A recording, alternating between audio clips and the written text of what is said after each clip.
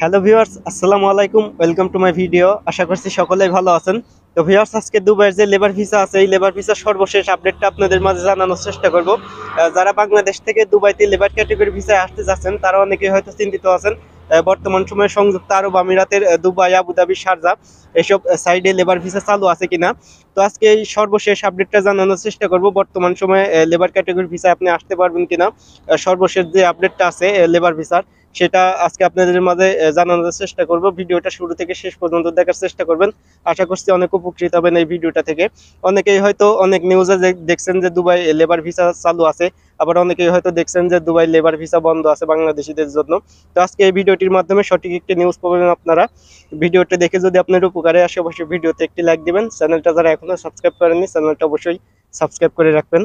জানুয়ারি মাসের 17 তারিখে কিন্তু দুবাইতে লেবার ক্যাটাগরি ভিসা, লো প্রফেশনাল ভিসা পুরোপুরিভাবে উন্মুক্ত করে দিয়েছিল সকল দেশের জন্য। ইন্ডিয়ান, পাকিস্তানি, বাংলাদেশি 4-5 ঘন্টা কিন্তু চালু ছিল 17 তারিখে 2024 সালের নতুন বছরের যে জানুয়ারি মাসটা ছিল 17 তারিখে।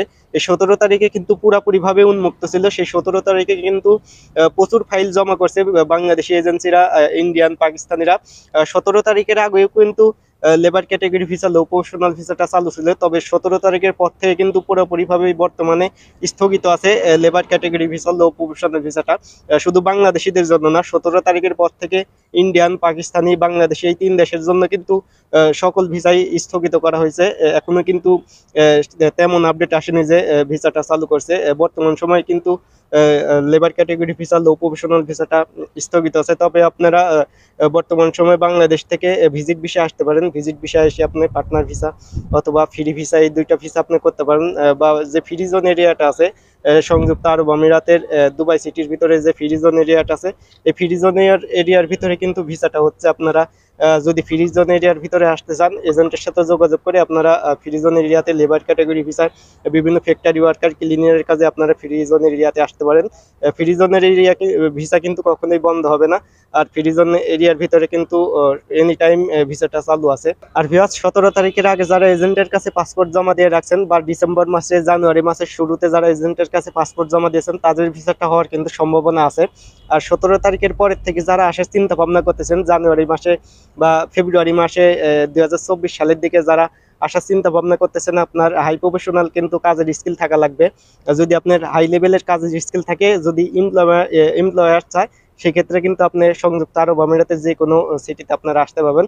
বর্তমান সময়ে যারা দুবাইতে যেগুলা বড় ধরনের কোম্পানিগুলো আছে, সেসব কোম্পানিতে যদি চায়, সেই ক্ষেত্রে আপনাকে বাংলাদেশ থেকে নিয়ে আসতে পারবে। তবে অবশ্যই হাই লেভেলের কাজের স্কিল থাকা লাগবে। কাজের স্কিল ছাড়া কিন্তু বর্তমানে সংযুক্ত আরব আমিরাতের লেবার ক্যাটাগরি ভিসাটা স্থগিত আছে। যেগুলো আপনার 900 থেকে 1200 দিরহামের স্যালারি ভিসাগুলো আছে, এসব ভিসা কিন্তু বর্তমান সময়ে স্থগিত আছে।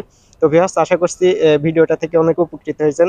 ভিডিওটা দেখে যদি আপনার উপকারে আসে, অবশ্যই ভিডিওটি লাইক দিবেন।